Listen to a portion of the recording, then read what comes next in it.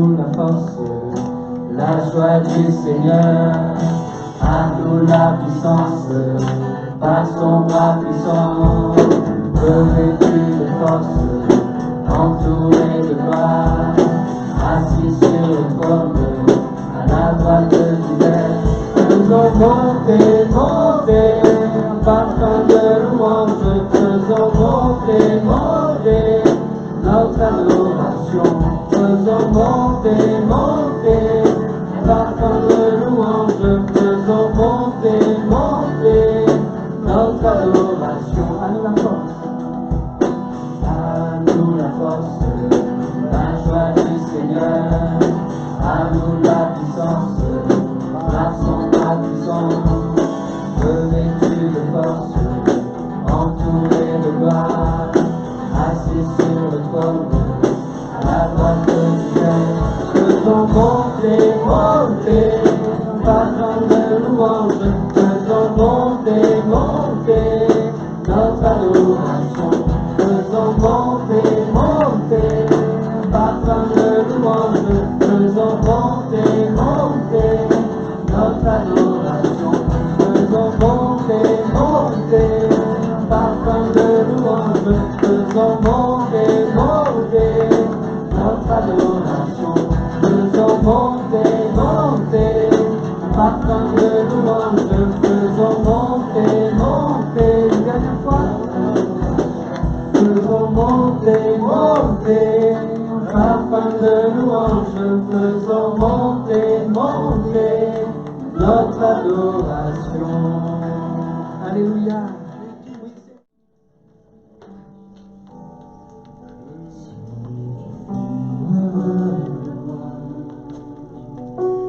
Viens me faire sortir des morts, viens me faire sortir des morts.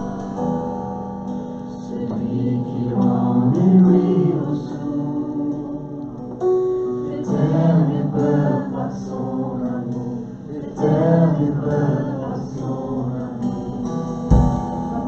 Oui, je crois en toi, oui, je crois en toi.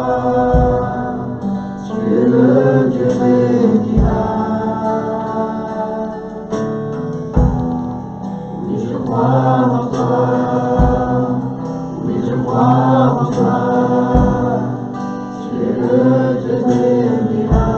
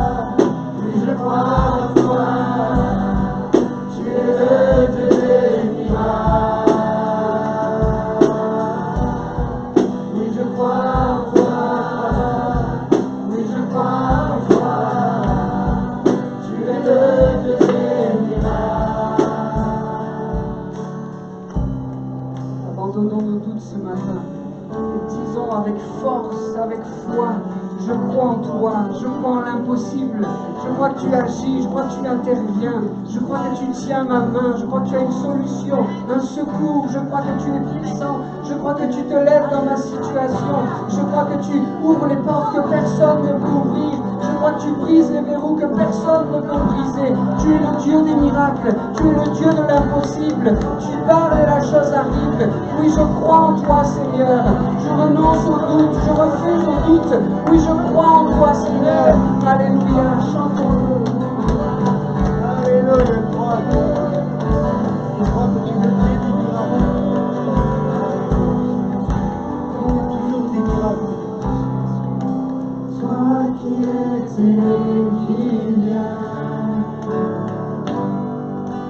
La puissance est dans ta main. Tu ramènes la vie. Tu es le Dieu des miracles. Tu es le Dieu des miracles. Toi qui étais, qui viens. La puissance est dans ta main.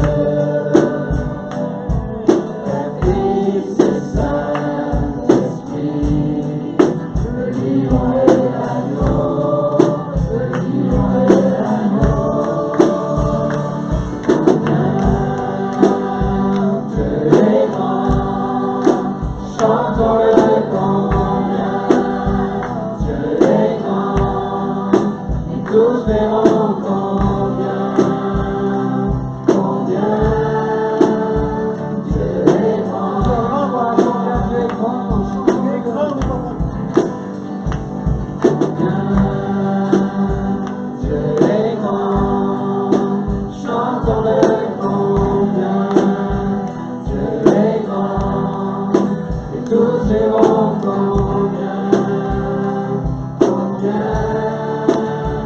Dieu est grand. Son nom est tout-puissant. Son nom est tout-puissant. Digne de louange. Je chanterai combien Dieu est grand.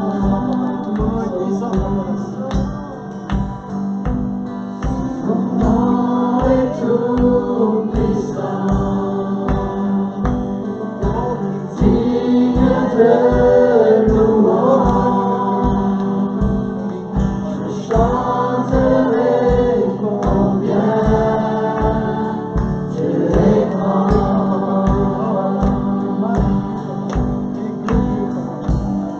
Son nom est tout-puissant. Digne de louange.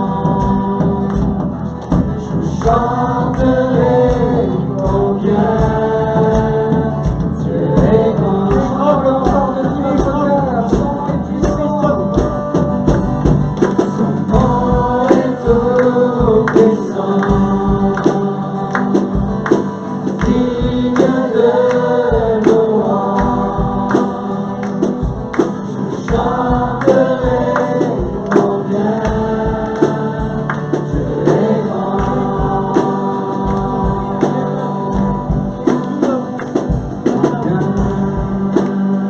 Dieu est grand. Chantons-le combien Dieu est grand. Et tous verront combien Dieu est grand.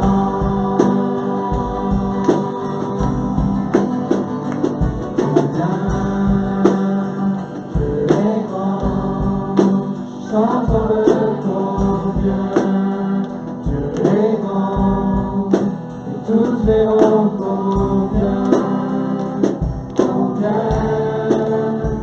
Dieu est grand.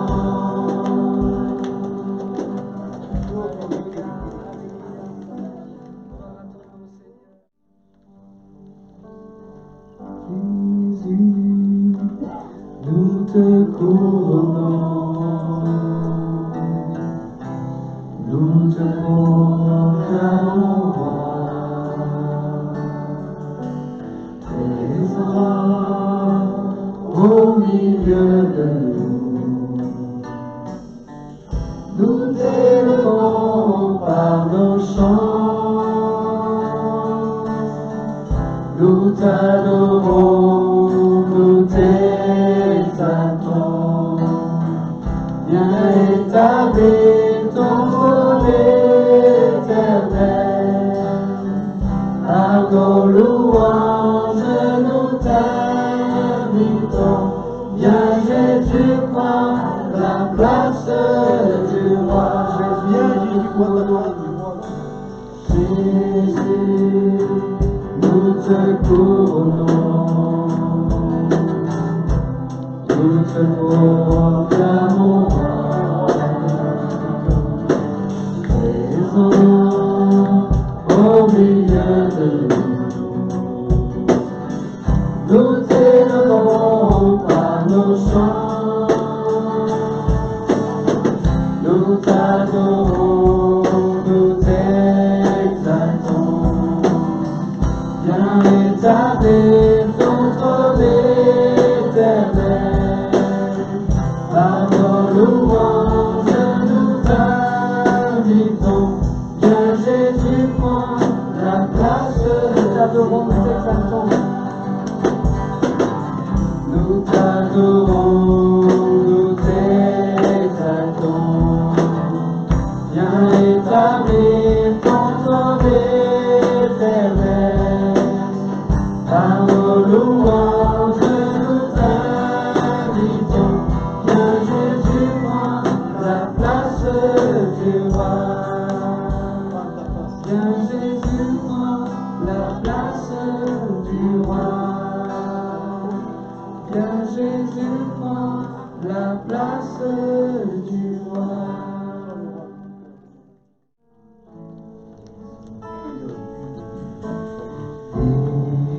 Élevé à la droite de Dieu, couronné de mille couronnes, tu resplendis comme un soleil radieux.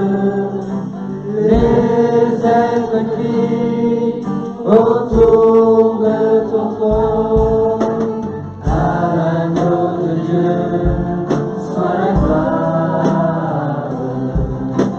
à l'agneau de Dieu la victoire, à l'agneau de Dieu soit le règne pour tous les siècles. Amen. L'Esprit Saint et l'épouse fidèle disent bien, c'est leur cœur qui appelle. Viens, ô Jésus, toi l'époux bien-aimé, tous les élus ne cessent de chanter. À l'agneau de Dieu soit la gloire, à l'agneau de Dieu la victoire, à l'agneau de Dieu soit le règne pour tous les siècles. Amen.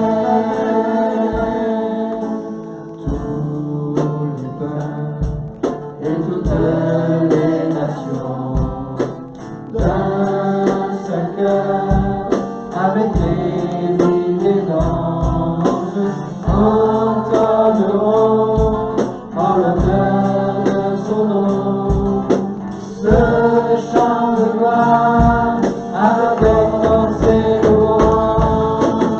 À l'agneau de Dieu soit la gloire,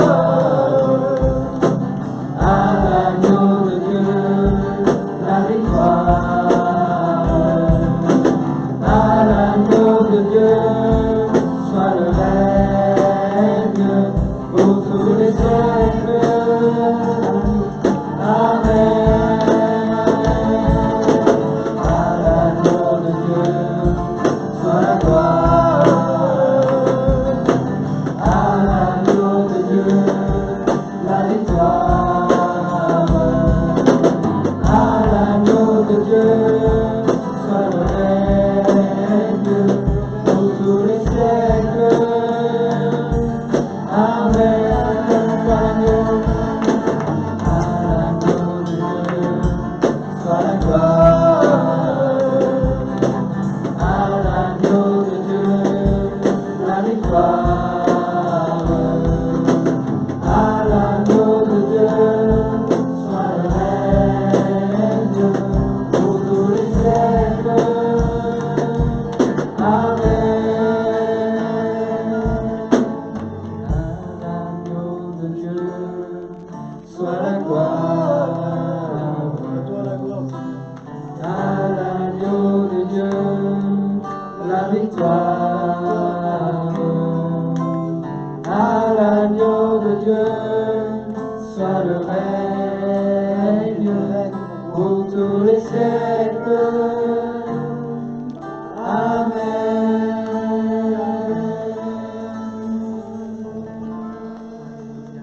À toi la gloire. Seigneur a mis un message sur mon cœur et on aurait pu lui donner le titre « Regarde mieux ». Regarde mieux. Pour ceux qui, comme moi, ont des lunettes, vous savez que quelquefois, cela peut nous jouer des tours. Si on a oublié de les mettre tout à l'heure, j'avais l'impression que Philippe me regardait pour me poser une question pendant le culte. Alors j'ai mis mes lunettes et en fait pas du tout. Il fallait que je regarde mieux. Et ça nous arrive quelquefois. Je crois que spirituellement, c'est vrai aussi. Et j'aimerais que ce matin, ensemble, on puisse regarder à Josué, qui va nous apprendre à mieux voir, à mieux regarder. On va prendre des exemples et quelquefois des contre-exemples.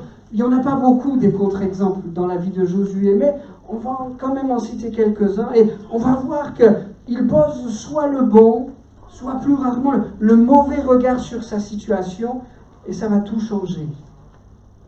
Il va nous apprendre à mieux regarder. On va commencer avec un premier passage dans le livre des Nombres au chapitre 11 et au verset 27. On commence par un contre-exemple. Nombres chapitre 11, verset 27. Céline, le chat ne veut pas partir. Tu veux bien m'amener un petit verre d'eau, s'il te plaît? Nombres chapitre 11, verset 27.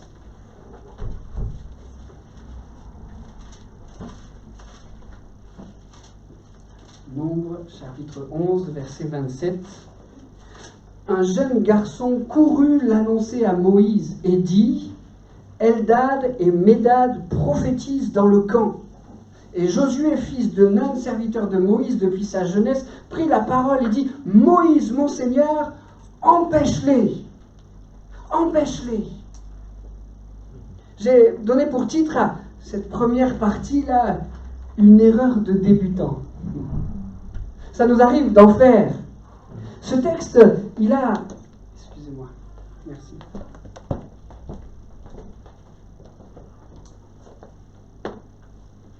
Ce texte, il a une étonnante articulation autour de la notion de jeunesse. Est-ce que vous l'avez repéré à la lecture?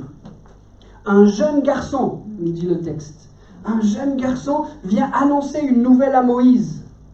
Et c'est comme si tout d'un coup, Josué, qui nous est décrit ici comme serviteur de Moïse depuis sa jeunesse, c'est comme si tout d'un coup, l'annonce de ce jeune garçon, Josué ne se voit plus comme un jeune serviteur. Il dit à Moïse quoi faire. Empêche-les. Il prend la parole avec autorité et il dit à Moïse: empêche-les. L'espace d'un instant, il n'est plus le serviteur de Moïse, mais il devient son conseiller. Ça aurait pu passer inaperçu si le conseil avait été bon, mais malheureusement, ce n'a pas été le cas. J'ai arrêté la lecture au verset 28, peut-être que vous l'avez poursuivi avec le verset 29. On le lit maintenant. Moïse lui répondit: Es-tu jaloux pour moi? Puisse tout le peuple de l'Éternel être composé de prophètes, et veuille l'Éternel mettre son esprit sur eux. Le regard, à cet instant précis, que Josué porte sur cette situation, sur la situation, c'est un regard de quelqu'un qui n'est plus débutant et qui veut s'exprimer, qui veut prendre sa place.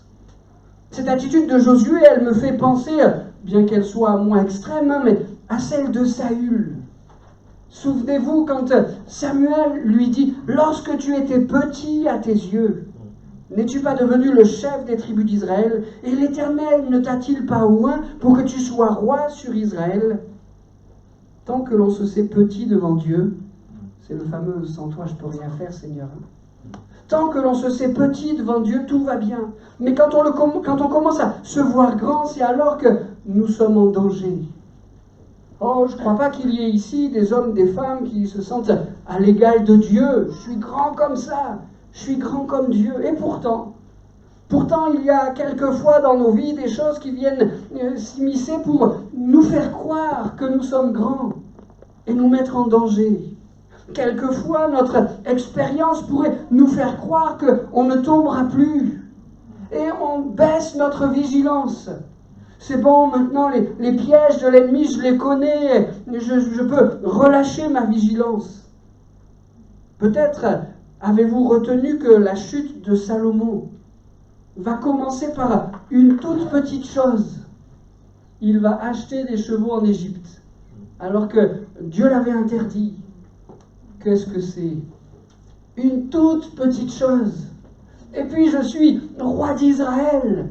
Est-ce que je ne peux pas prendre la décision d'acheter les meilleurs chevaux qui soient? Je ne vais pas tomber dans le piège. Je ne vais pas tomber dans la désobéissance. C'est une toute petite chose. Et puis on sait que la petite chose va en amener d'autres. Je ne vais pas m'étendre sur Salomon, on reste ce matin sur Josué. Mais notre expérience pourrait nous faire croire qu'on ne tombera plus et nous serions alors en danger de baisser notre vigilance. Notre connaissance de la Bible, que certains pourraient juger comme suffisante. Oh, je connais par cœur le récit de David contre Goliath, le récit de la résurrection, je ne les lis plus. Ou bien, oh, si j'avais fait le calcul du nombre de prédications que j'ai écoutées, que j'ai entendues, le nombre est tellement élevé, j'en écoute plus, ou bien d'une oreille distraite. Et on commence à se voir grand. Je n'ai pas besoin de m'appliquer à moi-même les conseils que je donne aux autres. Une autre situation où, sans y faire attention, on se voit grand. Ou bien, et là c'est quand on est vraiment à l'extrême de la douleur, Seigneur, si tu ne fais pas ceci ou cela pour moi, j'arrête. C'est fini. Et là on se croit grand. Ou bien encore, et je termine avec cet exemple, peut-être que vous en avez d'autres en tête, être grand à nos yeux au point de devenir des experts du culte. Et je mets des notes. Oh, ce matin, c'était Jean-Miel qui a fait chanter. Je préfère quand c'est Mi ou Rémi. Et puis je donne une note. On se croit grand. Ici, Josué, l'espace d'un instant, parce que vraiment, je le redis encore, hein, il y a très peu de contre-exemples dans sa vie. J'en souligne ici un, parce qu'il nous enseigne. Mais ici, Josué, se voyant plus débutant, a fait une erreur. Et je crois qu'il nous apprend quelque chose. Retenez ceci. Avec Dieu, pour ne pas faire d'erreur, il ne faut pas devenir expert, mais il faut rester débutant. Est-ce qu'on peut retenir ça? Avec Dieu, pour ne pas faire d'erreur, il ne faut pas devenir expert, mais il faut rester débutant. Seigneur, il faut que tu croisses et que je diminue. Que Josué puisse nous apprendre cela. Dans ta situation, tu peux avoir le regard de l'expert, mais si tu regardes mieux, tu verras que celui du débutant est bien meilleur, parce qu'il laisse à Dieu la possibilité d'agir dans ta vie. Pourquoi Dieu interviendrait si tu es un expert? Tu n'as pas besoin de lui. Mais si tu restes débutant, alors tu lui laisses la place pour intervenir. D'ailleurs, il faut vite contrebalancer ce que je viens de dire parce que Josué nous apprend cette humilité. L'Éternel parlait avec Moïse face à face comme un homme parle à son ami. Puis Moïse retournait au camp, mais son jeune serviteur Josué, fils de Nun, ne sortait pas du milieu de la tente. Il est serviteur de Moïse, il est serviteur de Dieu, il se tient là dans la présence de Dieu, il apprend, il s'épanouit, il est enseigné dans la place de celui qui est là, son maître, il se tient devant lui, il se tient sous son regard, il se laisse façonner, il apprend. Seigneur, donne-nous d'apprendre toujours, d'apprendre de toi et de ne pas nous croire arrivés. Amen.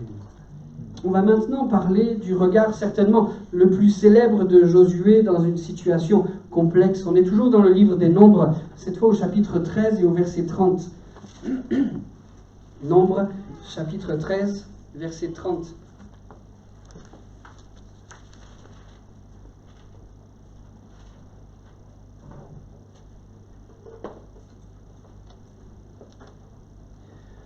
Nombre 13, 30. Caleb fit taire le peuple qui murmurait contre Moïse. Il dit, « Montons, emparons-nous du pays, nous y serons vainqueurs. » Mais les hommes qui étaient allés avec lui dirent, « Nous ne pouvons pas monter contre ce peuple, car il est plus fort que nous. » Ici, vous l'avez noté, seul le prénom de Caleb est mentionné, mais vous savez qu'ils ont été deux à défendre ce point de vue, et ils nous donnent ici une leçon. Josué et Caleb nous donnent une leçon. Sur 12 espions, il y en a 10 qui regardent, qui posent sur Canaan le regard de l'impossible. Il y a des géants, il y a des villes fortifiées, il y a des rois nombreux. J'ai un doute tout d'un coup, c'est 12 ou c'est 10 ?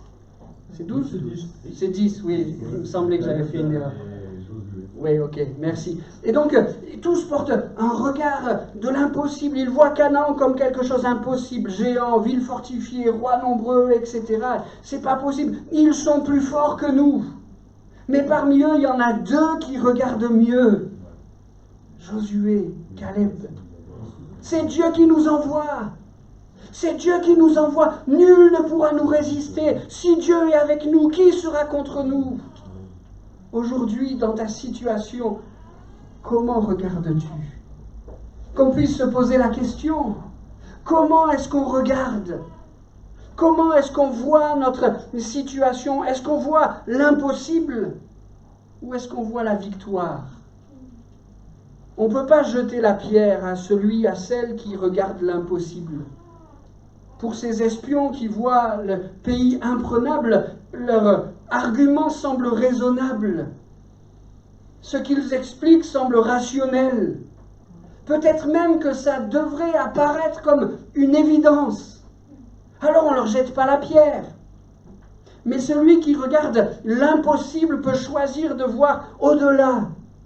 De ne pas s'arrêter simplement au visible, mais de voir plus loin. Si dans ta situation aujourd'hui, tu ne vois que l'impossible, je voudrais avec Josué t'inviter à regarder mieux et de dire à Dieu, renouvelle ma foi, pour que je ne sois pas arrêté au visible, au rationnel, à l'évident, mais pour que je puisse voir l'invisible, pour que je puisse voir la victoire où je ne vois pour l'instant que l'impossible. C'est Jésus qui laisse cet enseignement. Aux hommes, cela est impossible, mais à Dieu, tout est possible.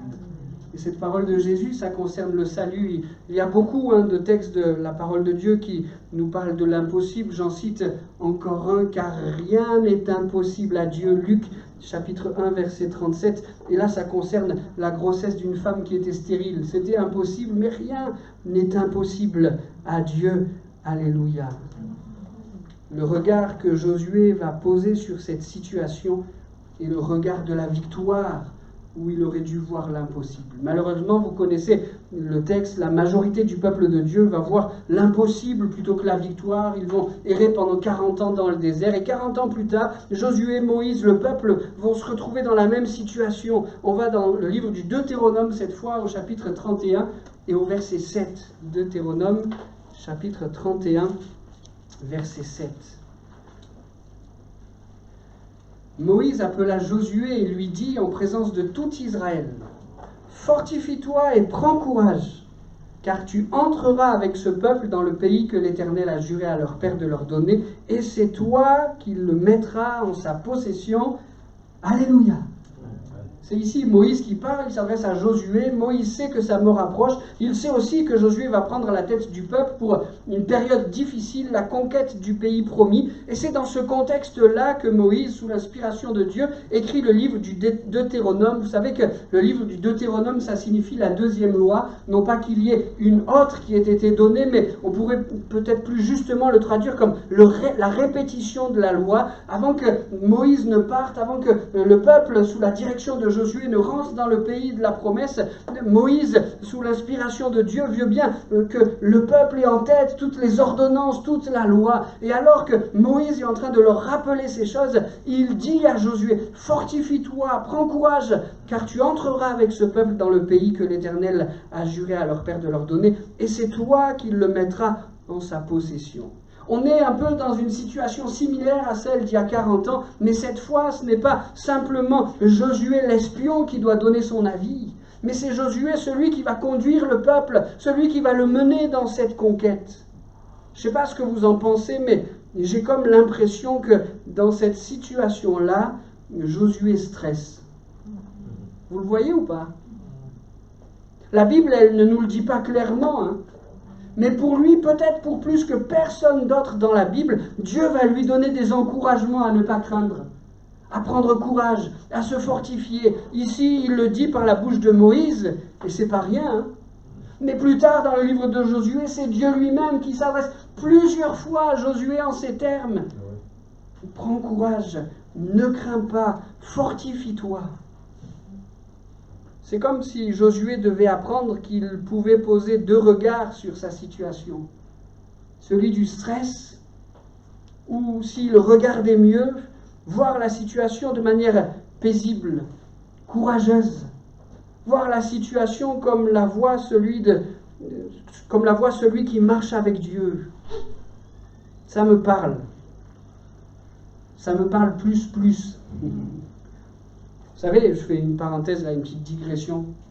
Quand j'étais infirmier et qu'il fallait donner des nouvelles du patient pour l'équipe qui allait venir après, on appelait ça les transmissions, il fallait expliquer avec le moins de mots possible, mais le plus précisément possible, comment s'était passée la journée d'un tel, dans telle chambre, côté fenêtre, côté porte. Et donc on écrivait, et quand il fallait s'occuper par exemple d'une personne qui ne mangeait pas beaucoup, il fallait pas qu'on laisse l'équipe d'après la situation sans qu'elle sache vraiment ce que la personne avait mangé. Alors on n'allait pas écrire toute la définition de ce qu'elle avait mangé, mais si elle avait mangé un peu, on mettait une croix.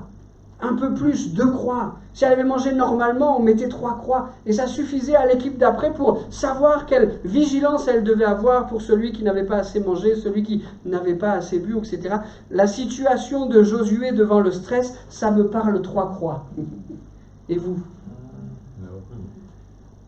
Devant une situation importante, délicate, mon premier regard à moi, je ne sais pas pour vous, mais mon premier regard à moi, c'est le stress. Mais Dieu m'apprend à regarder mieux. Et ici, il apprend à son serviteur Josué à regarder mieux.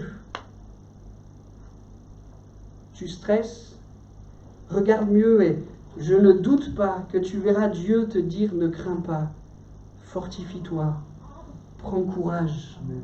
Tu n'es pas tout seul. Je suis là. Je suis avec toi.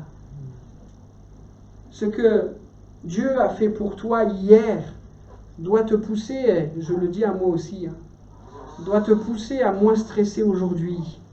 C'est d'ailleurs ce que Moïse va dire à Josué avant de lui passer le relais. On est toujours dans le livre du Deutéronome, on est toujours dans cette partie où le peuple s'apprête sans Moïse à rentrer dans le pays de la promesse. Et c'est encore un conseil que Moïse donne à Josué. En ce temps-là, je donnais des ordres à Josué et je dis, tes yeux ont vu tout ce que l'Éternel, votre Dieu, a fait à ces 2 rois. Ainsi fera l'Éternel à tous les royaumes contre lesquels tu vas marcher. Amen. On sait qu'avant de passer le Jourdain, le peuple de Dieu a mené le combat devant 2 rois, ils ont remporté la victoire, mais maintenant c'est bien plus de 2 rois contre lesquels il faut mener combat. Et Moïse dit, tu as vu ce qui s'est passé là? Tu as vu la victoire que Dieu a accordée devant ces 2 rois? Considère, crois, base ta foi, appuie-toi sur cette victoire pour considérer que celui qui a fait ça hier pour toi te donnera une véritable victoire demain également. Ce que Dieu a fait pour toi hier doit te pousser à moins stresser aujourd'hui, que cela puisse nous accompagner et nous aider dans notre marche. On va voir une autre situation et un autre regard que Josué va poser sur sa situation. Je l'ai appelé l'échec qui relève. Josué chapitre 7 verset 6. Josué chapitre 7 verset 6.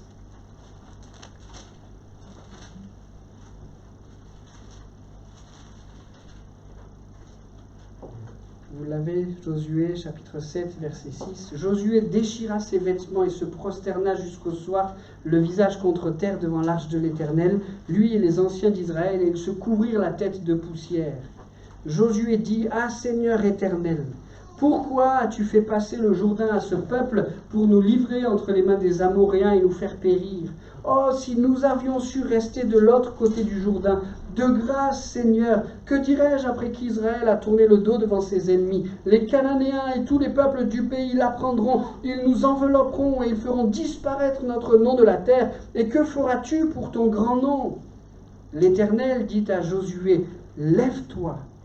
Pourquoi restes-tu ainsi couché sur ton visage? Lève-toi. Pourquoi restes-tu ainsi couché sur ton visage? » Josué est ici devant un échec cuisant. Même ceux qui, par principe, ne voient toujours que le verre à moitié plein, ce jour-là, ils ont le moral dans les chaussettes. L'échec est là, on ne peut pas le nier. L'armée de Josué vient de prendre une défaite cuisante. Mais là encore, Josué va nous apprendre, à ses dépens, qu'il y a 2 regards possibles. Et il va nous inviter à mieux regarder la situation.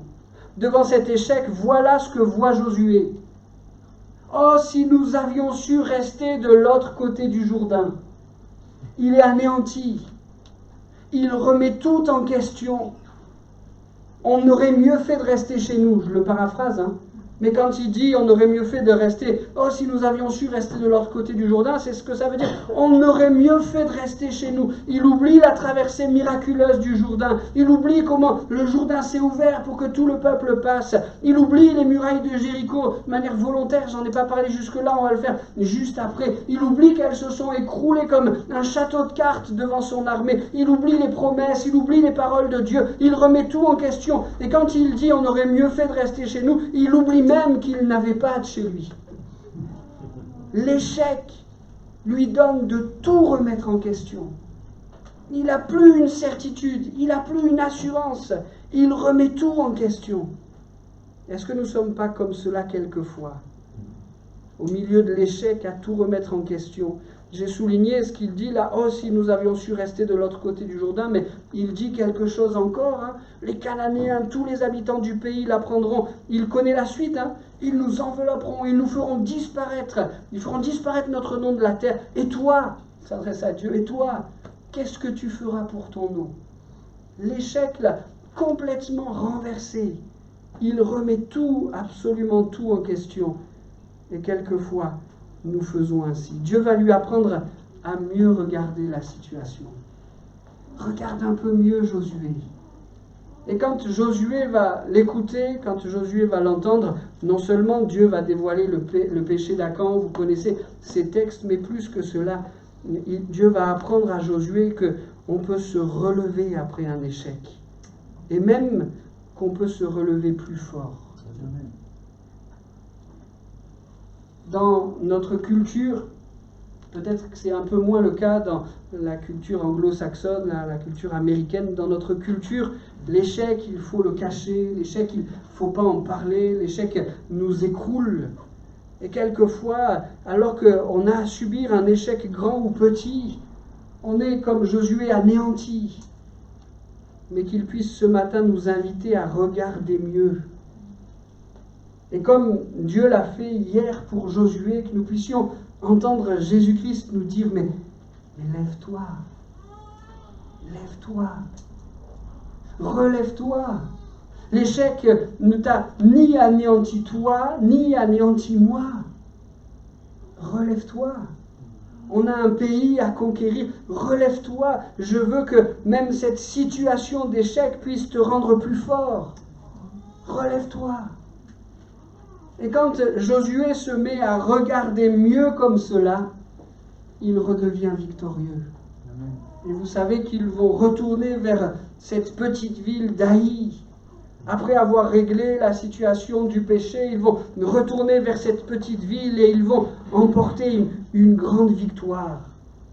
Si tu ne vois que ton échec, regarde mieux et tu comprendras que depuis tout ce temps, Jésus ne veut que te relever pour te rendre plus fort. Amen. Je l'abordais rapidement. Parlons maintenant de Jéricho. Josué, chapitre 5, verset 13.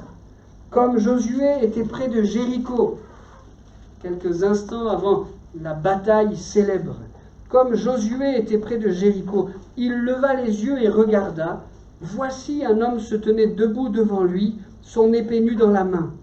Il alla vers lui et lui dit, « Es-tu des nôtres ou de nos ennemis ?»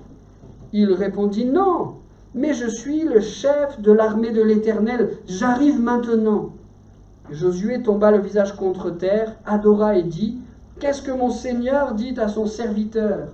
Et le chef de l'Éternel dit à Josué, « Ôte tes souliers de tes pieds, car le lieu sur lequel tu te tiens est saint. » Et Josué fit ainsi, et on sait que c'est de cette manière-là que Josué va recevoir la stratégie pour que la ville de Jéricho tombe.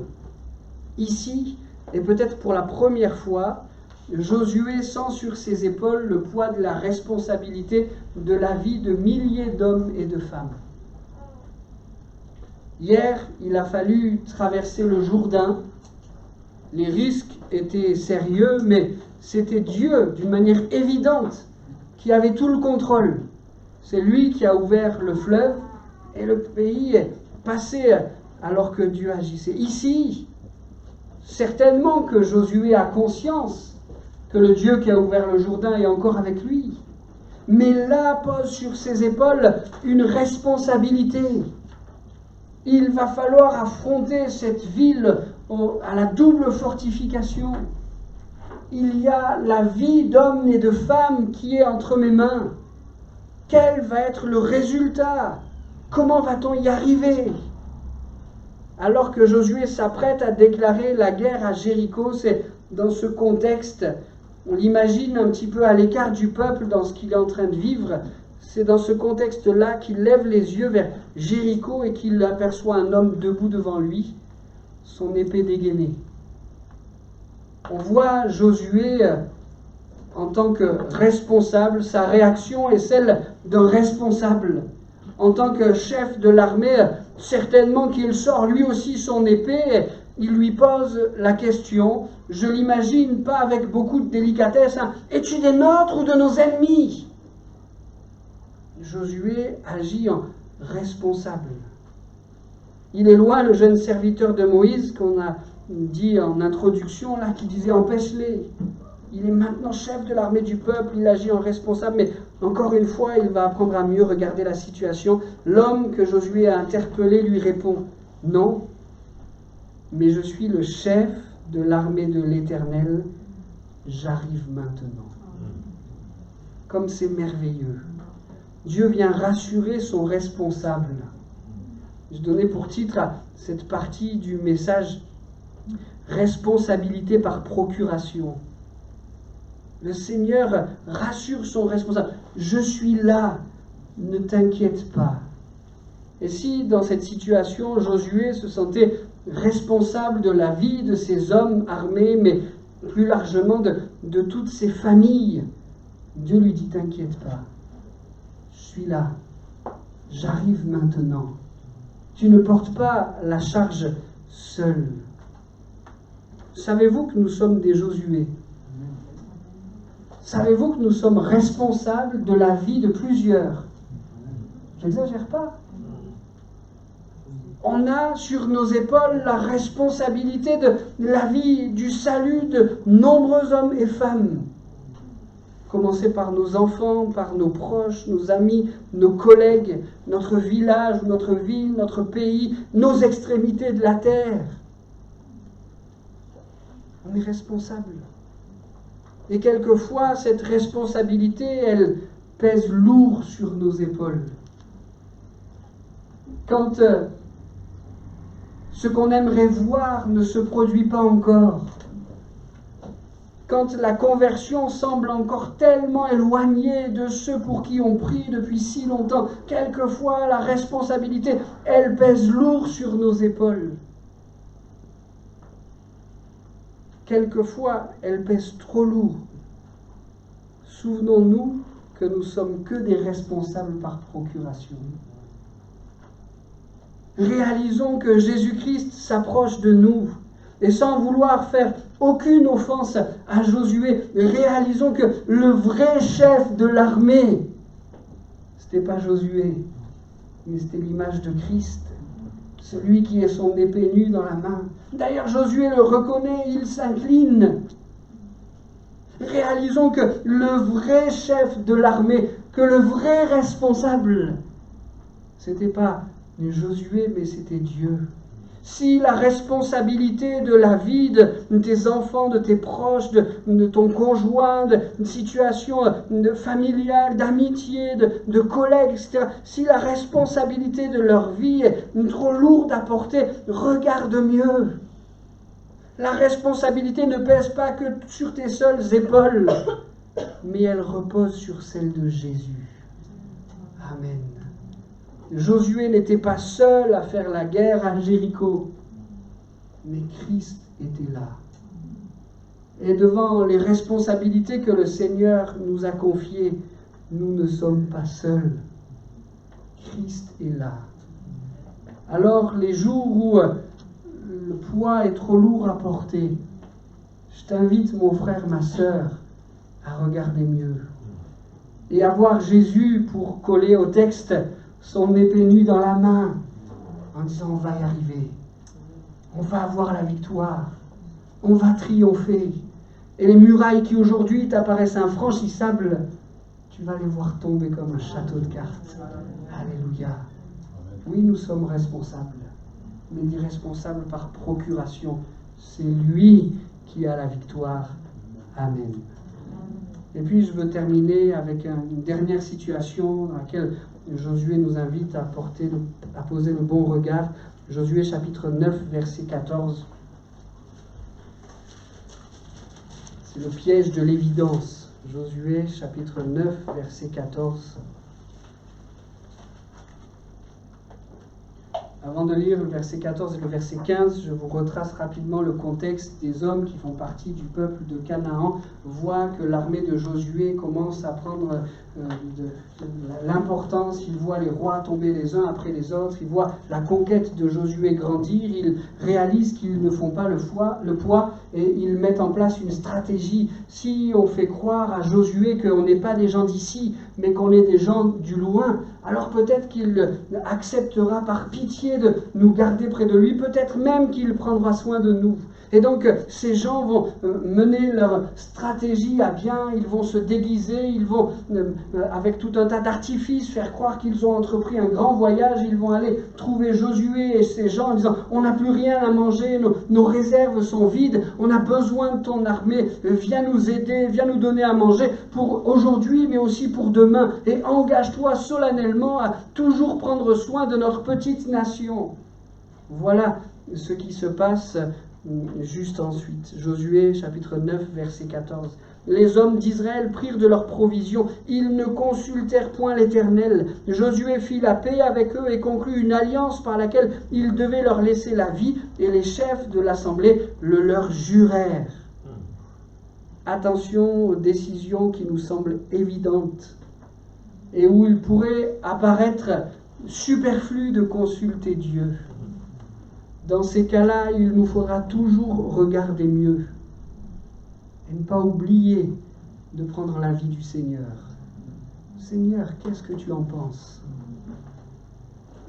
Je ne vais pas détailler plus ce passage des Écritures, peut-être qu'il évoque quelques souvenirs dans votre esprit, mais ils se sont fait avoir, je mets des guillemets, ils auraient dû chasser cette nation-là aussi du pays de la promesse. Mais maintenant, parce qu'ils se sont précipités, parce que l'évidence les a poussés à considérer qu'ils n'avaient pas besoin de l'avis de Dieu dans cette situation, ils sont tombés, ils ont échoué. Seigneur, aide-moi à regarder mieux. Alors, il faut de la mesure en tout. Je nous dis pas qu'il nous faut consulter Dieu pour les plus petites choses de la vie. Alors il faut que je prenne des tomates allongées ou des tomates grattes. Non. Il y a un équilibre en tout. Mais Seigneur, je ne veux pas dans les décisions qui impliquent ma vie spirituelle, qui impliquent ma famille, je ne veux pas devant les décisions importantes considérer que l'évidence est là, et que je n'ai pas besoin de te consulter, que je n'ai pas besoin de ton avis, que c'est sûr que tu seras d'accord avec moi. Non. Seigneur, je veux regarder mieux. Je veux regarder à toi. Je veux te questionner. Montre-moi. Guide mes pas. Amen. Alors, rappelons rapidement ces 6 situations pour lesquelles Josué nous invite à mieux regarder. On a commencé avec une erreur de débutant. Avec Dieu, pour ne pas faire d'erreur, il ne faut pas devenir expert, mais rester débutant. On a parlé de l'impossible victoire. Si tu ne vois que l'impossible, regarde mieux et demande à Dieu qu'il renouvelle ta foi pour voir l'invisible. On a parlé du stress paisible. Ce que Dieu a fait pour toi hier doit te pousser à moins stresser aujourd'hui. Il veut te communiquer sa paix. On a parlé de l'échec qui relève. Si tu ne vois que l'échec, regarde mieux et tu comprendras que depuis tout ce temps, Jésus ne veut que te relever pour te rendre plus fort. On a parlé de la responsabilité par procuration. Souvenons-nous que nous sommes que des responsables par procuration. Regardons mieux la responsabilité du salut de nos proches, de ceux qui nous entourent, ne pèse pas sur nos seules épaules, mais sur celles de Jésus. Et puis on a parlé de ce piège de l'évidence. Attention aux décisions qui nous semblent évidentes et où il ne nous semble pas nécessaire de consulter Dieu. Il nous faudra toujours mieux regarder pour ne pas oublier de prendre son avis. Amen. Je vais inviter Rémi à venir avec moi. On va terminer avec un chant et peut-être pendant ce chant, on peut parler à Dieu au travers de ses paroles, mais aussi lui parler en disant « Seigneur, c'est vrai, pour telle situation, je crois que tu as parlé à mon cœur. J'ai besoin de mieux regarder, j'ai besoin d'être plus attentif, j'ai besoin de regarder la situation non pas avec mes yeux humains, mais avec les yeux de la foi. » On termine en se plaçant ainsi sous le regard de Dieu.